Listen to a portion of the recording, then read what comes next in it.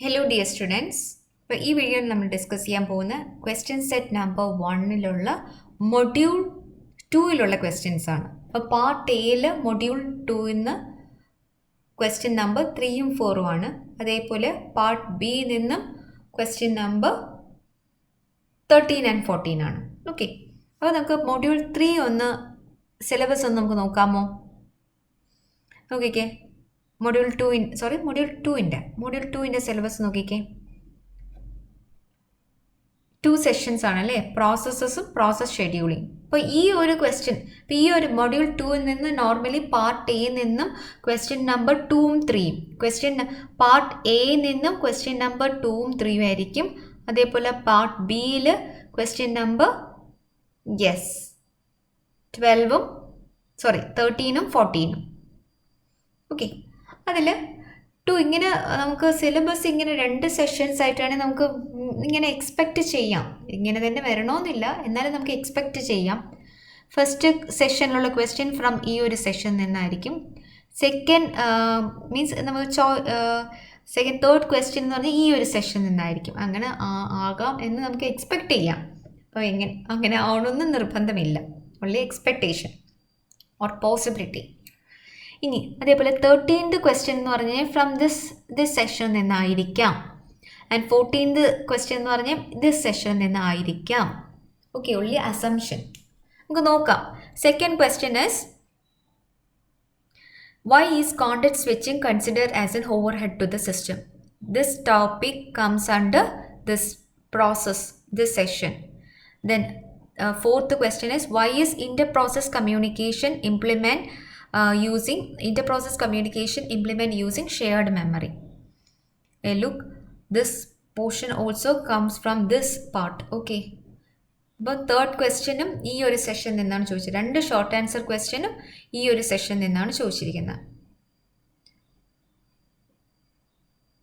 Okay, context switching is from this session. അപ്പം ഈ context switching വരുന്നത് ഈ സെഷനിൽ നിന്നും, ആൻഡ് ഇന്റർ-പ്രോസസ് കമ്മ്യൂണിക്കേഷൻ വരുന്ന ഈ സെഷൻ. അപ്പോൾ 2 സെഷൻ എന്ന് ചോദിച്ചു, ബട്ട് 2ഉം 3 അല്ല, ഒന്ന് അങ്ങോട്ട് 3ഉം 2 ആയിട്ട് മാറി, ഇൻ്റർചേഞ്ച് ചെയ്തു. ഓക്കെ, അങ്ങനെയുള്ളൂ.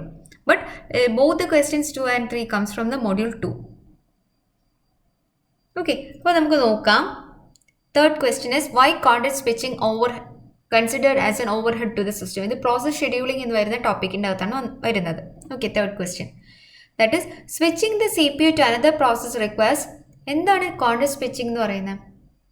ആക്ച്വലി കോണ്ടെക്സ്റ്റ് സ്വിച്ചിങ് എന്ന് പറയുന്നത് CPU-ന് നോർമലി ഷെഡ്യൂളിംഗ് എന്നൊരു കൺസെപ്റ്റിലാണ് ഈ സ്വിച്ചിങ് വരുന്നത്, കോണ്ടെക്സ്റ്റ് സ്വിച്ചിങ് വരുന്നത്.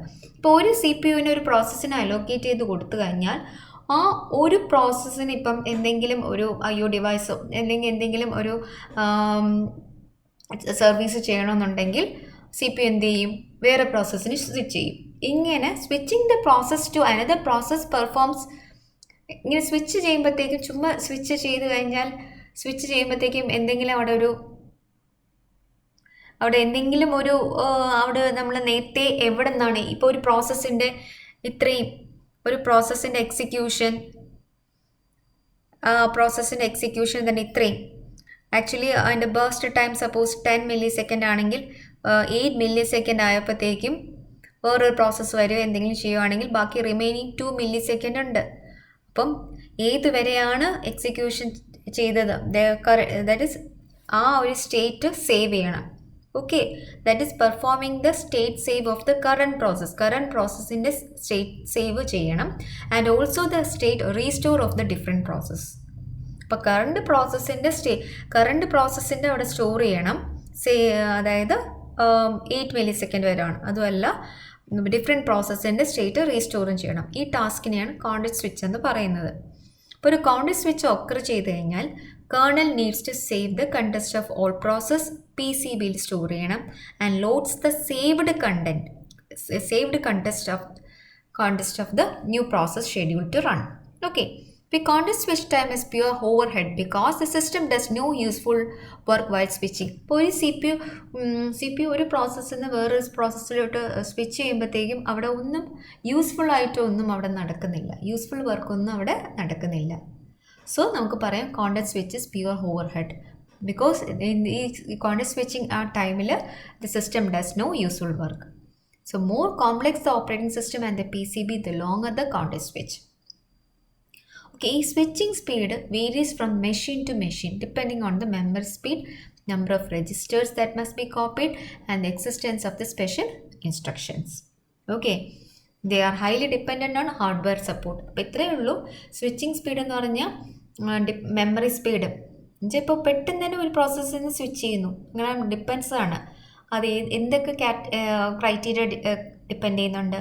Memory speed, the number of registers that must be copied. അപ്പോൾ മീൻസ് അതിൻ്റെ ഇത് നമ്മൾ കോപ്പി ചെയ്യും, വേറെ രജിസ്റ്ററിലോട്ടാണ് കണ്ടൻറ്റ് കോപ്പി ചെയ്യുന്നത്, എന്നിട്ട് അവിടെ നിന്ന് റീസ്റ്റോർ ചെയ്തെടുക്കണം.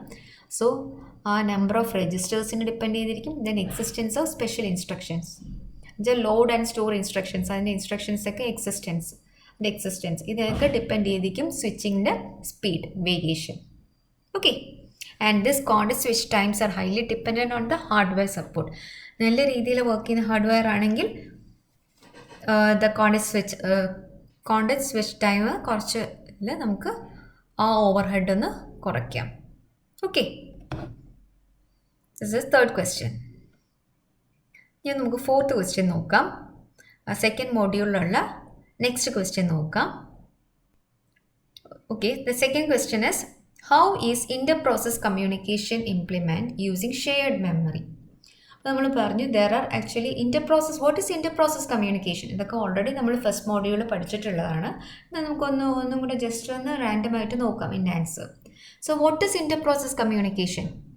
What are the two fundamental models of IPC or Inter process communication? നമ്മൾ ഓൾറെഡി ഇതിൻ്റെ ലാബൊക്കെ ചെയ്തിട്ടുള്ളതാണ് അല്ലേ? So what is Inter process communication or IPC? The way in which the various processes communicate with each other. Okay, the way in which various processes communicate with each other is known as inter-process communication or IPC. Actually, there are two fundamental models of IPC. First one is shared memory system and second one is message passing. Shared memory system, message passing തമ്മിലുള്ള difference നോക്കാം നമുക്ക്. Shared memory system എന്ന് പറഞ്ഞാൽ എന്താണ്? Shared memory system എന്ന് പറഞ്ഞാൽ ഇപ്പോൾ നിങ്ങൾക്ക് ഇവിടെ എൻ്റെ ഫിഗർ കാണാം. ഷെയർഡ് മെമ്മറി സിസ്റ്റം എന്ന് പറയുമ്പോൾ ഇപ്പോൾ പ്രോസസ് PAയും PB wants to communicate. Then ഈ പ്രോസസ് A എന്ത് ചെയ്യും? Will create a shared memory. ഒരു ഷെയർഡ് മെമ്മറി ക്രിയേറ്റ് ചെയ്തിട്ട് പ്രോസസ് Bന് ഷെയർ ചെയ്യേണ്ട ഡേറ്റ ആ ഷെയർഡ് മെമ്മറിയിൽ കൊണ്ട് വയ്ക്കും. അപ്പോൾ പ്രോസസ് B എന്ത് ചെയ്യും? ആ ഷെയർഡ് മെമ്മറിയിൽ നിന്ന് ആക്സസ് ചെയ്യും. സോ ഇവിടെ മനസ്സിലാക്കുക, കേർണലിൻ്റെ ഒരു ഇൻ്റർവെൻഷനും ഇല്ല. ഓക്കെ, അപ്പോൾ ഈ ഫിഗർ കണ്ടാൽ നിങ്ങൾക്ക് മനസ്സിലാകത്തില്ലേ? അപ്പം ഷെയർഡ് ടു ഫണ്ടമെൻ്റൽ മോഡൽസ്, പ്രോസസ്സുകൾ തമ്മിൽ കമ്മ്യൂണിക്കേറ്റ് ചെയ്യുന്നത്, അതിന് ഇന്റർ പ്രോസസ് കമ്മ്യൂണിക്കേഷൻ എന്ന് പറയുന്നത്. രണ്ട് മോഡൽസ് ഉണ്ടെന്ന് പഠിച്ചു, ഷെയർഡ് മെമ്മറിയും message passing. Shared memory means process എയും പ്രോസസ് ബിയുമായിട്ടാണ് കമ്മ്യൂണിക്കേറ്റ് ചെയ്യണമെങ്കിൽ പ്രോസസ് A എന്ത് ചെയ്യും? ഒരു ഷെയർഡ് മെമ്മറി ക്രിയേറ്റ് ചെയ്യും. ആ ഷെയർഡ് മെമ്മറിയിലോട്ട് ഡേറ്റ കൊടുക്കും. ആ ഡേറ്റ എന്ത് ചെയ്യും? ഈ പ്രോസസ് B ആക്സസ് ചെയ്യും. That is shared memory. Okay, അതിൻ്റെ എക്സ്പ്ലനേഷനാണ് ഇവിടെ കൊടുത്തിരിക്കുന്നത്. ഇനി എന്താണ് മെസ്സേജ് പാസിംഗ്? മെസ്സേജ് പാസിംഗ് എന്ന് പറഞ്ഞാൽ ഇതിൽ കമ്മ്യൂണിക്കേഷൻ, ഇന്റർ പ്രോസസ് കമ്മ്യൂണിക്കേഷൻ നടക്കുന്നത് by means of messages exchange between the cooperating process. അതായത് ഇവിടെ നിങ്ങൾക്ക് ഇവിടെ കാണാം, മെസ്സേജസ് ആണ് ഇവിടെ പാസ് ചെയ്യുന്നത്. സോ നിങ്ങൾക്ക് ഇവിടെ കാണാം മെസ്സേജസ് ആണ് ഇവിടെ പാസ് ചെയ്യുന്നത് അല്ലേ? ഇവിടെ നിങ്ങൾക്ക് കാണാം എമ്മും ഇവിടെ മെസ്സേജസ് ആണ് പാസ് ചെയ്യുന്നത്. അത് എങ്ങനെയാണ് മെസ്സേജസ് പാസ് ചെയ്യുന്നത്? പ്രോസസ് A എന്ത് ചെയ്യും? ഫസ്റ്റ് സ്റ്റെപ്പ് എന്താണ്? പ്രോസസ് A കേർണലിൽ കൊടുക്കും. ഫ്രം കേർണലാണ് എന്ത് ചെയ്യുന്നത്? പ്രോസസ് Bന് കമ്മ്യൂണിക്കേറ്റ് ചെയ്യുന്നത്. ഓക്കെ, അപ്പോൾ ഇതിൻ്റെ എക്സ്പ്ലനേഷനാണ് ഇവിടെ കൊടുത്തിരിക്കുന്നത്. ഓക്കെ, അപ്പോൾ ഷെയർഡ് മെമ്മറി സിസ്റ്റം ആണെങ്കിൽ റീജിയൻ ഓഫ് ഷെയർഡ് മെമ്മറി കൂടെയാണ് കമ്മ്യൂണിക്കേറ്റ് ചെയ്യുന്നത്. ഈ shared memory region actually resides in the address space of the process creating the shared memory segment. അപ്പോൾ പ്രോസസ് A ആണ് ക്രിയേറ്റ് ചെയ്യുന്നത്, അവിടെയാണ് ഈ ഒരു അഡ്രസ് സ്പേസ് റിസൈഡ് ചെയ്യുന്നത്.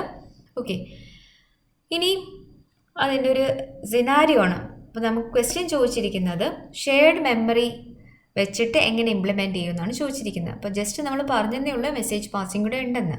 പക്ഷേ ഷെയർഡ് മെമ്മറി വെച്ചിട്ട് എങ്ങനെ ഇംപ്ലിമെൻറ്റ് ചെയ്യുന്നതാണ് ക്വസ്റ്റ്യൻ ചോദിച്ചത്.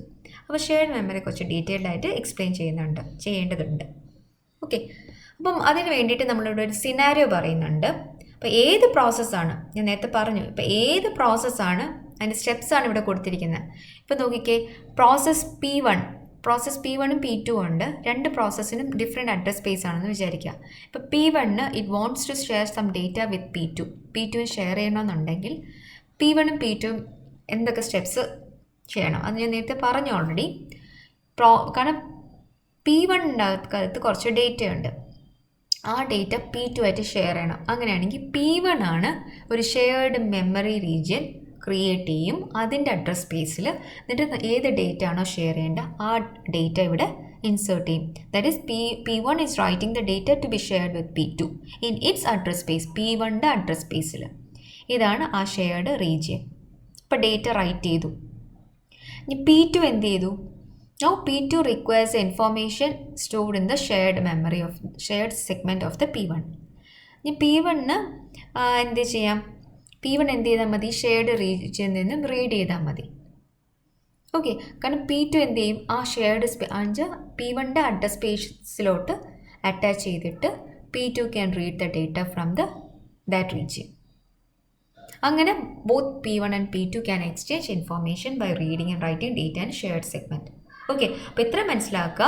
ഏത് പ്രോസസ്സിനാണോ want to share data with another process, that process needs to create a shared memory area. Okay, അതിൻ്റെ അഡ്രസ് സ്പേസിൽ ഷെയർഡ് മെമ്മറി ഏരിയ എസ്റ്റാബ്ലിഷ് ചെയ്യുക and store the information, write the information in that shared region. Okay, അതാണ് ഇവിടെ കൊടുത്തിരുന്നത്. Shared region established by P1 in its address space. So അപ്പോൾ അങ്ങനെ create ചെയ്തിട്ട് P1 will write the data to be shared with P2. Then P1 എന്ത് ചെയ്യും? Will be reading the data. P2 will be reading the data shared by the P1 from P1's shared address space. Okay, this is the working of the shared memory system, or this is a inter-process communication using the shared memory system. Okay, ഈ രണ്ട് questions ആണ് part എയിൽ നിന്നും module 2ൽ നിന്നും questions. Okay, ഇതൊക്കെയാണ്. First question is context switching. Second question is inter-process communication implement using shared memory. So part എയിലുള്ള module 2 questions നമ്മൾ discuss ചെയ്തു. നെക്സ്റ്റ് വീഡിയോയിൽ നമ്മൾ പാർട്ട് ബിയിലുള്ള മൊഡ്യൂൾ 2 ക്വസ്റ്റ്യൻസ് ഡിസ്കസ് ചെയ്യും. Okay, thank U.